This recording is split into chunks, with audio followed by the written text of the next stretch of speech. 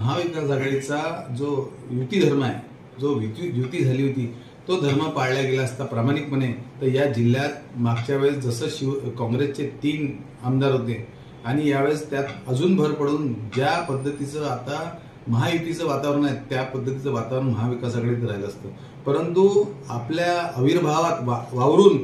या जिल्ह्याच्या ज्येष्ठ नेत्यांनी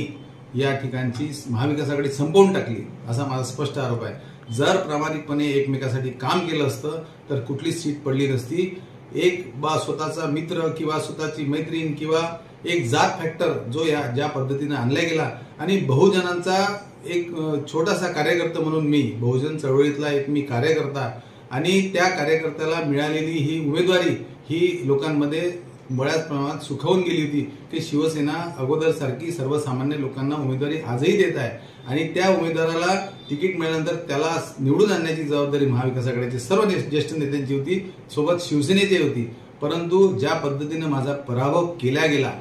माझ्या विरुद्ध अपक्ष उमेदवार उभा केला गेला, त्याला वेगवेगळ्या पद्धतीने रसद पुरवली गेली आणि त्यासाठी जिल्ह्यातील मोठमोठे नेते या ठिकाणून सभा घेऊन गेले आणि मोठमोठ्या नेत्यांनी तिथल्या मुस्लिम असो बुद्धिस्ट असो सर्व समाजाच्या लोकांच्या बैठकी घेऊन त्यांना छुपा पाठिंबा देण्याचा जो प्रयत्न केला, त्यामुळे महाविकास आघाडीचा मी उमेदवार असताना सुद्धा अपक्षासारखी मला निवडणूक लढावी लागली आणि अत्यल्प म्हणजे अतिशय कमी लाजिरवाना पराभव महाविकास आघाडीच्या उमेदवाराचा त्यांनी केला। माझा यांना आव्हान आहे, त्यांना विनंती आहे की याच्यानंतर असंच राजकारण केलं तर या जिल्ह्यात कधीही महाविकास आघाडी फोपवू शकणार नाही, मोठी होऊ शकणार नाही।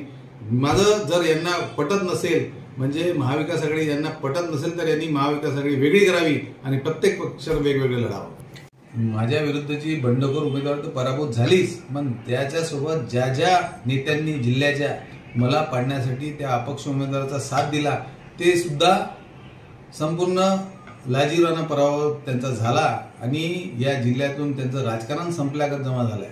म्हणजे त्यांनी या गोष्टीचा विचार करावा की ज्या अपक्ष उमेदवाराला त्यांनी मोठ्या प्रमाणात मदत केली मला पाडण्यासाठी, परंतु ते करताना म्हणजे ज्याच्यासाठी आपण गड्डा खोदतो तो स्वतःच त्याच्यात पडायची आज नामुष्की त्यांच्यावर आलेली आहे। ज्येष्ठ नेत्यांना सांगणार आहे की महाविकास आघाडीत काँग्रेससोबत कधीही आपण युती करू नये, त्यांच्याचमुळे आज आपण या पदावर आलेलो आहे, तर त्यांनी ते युती तोडावी, कारण त्यांच्यासोबत राहून सुद्धा ते आपल्या विरोधात काम करू शकतात, तर त्यांच्यासोबत युती करण्याचं काहीही कारण नाही। त्यामुळे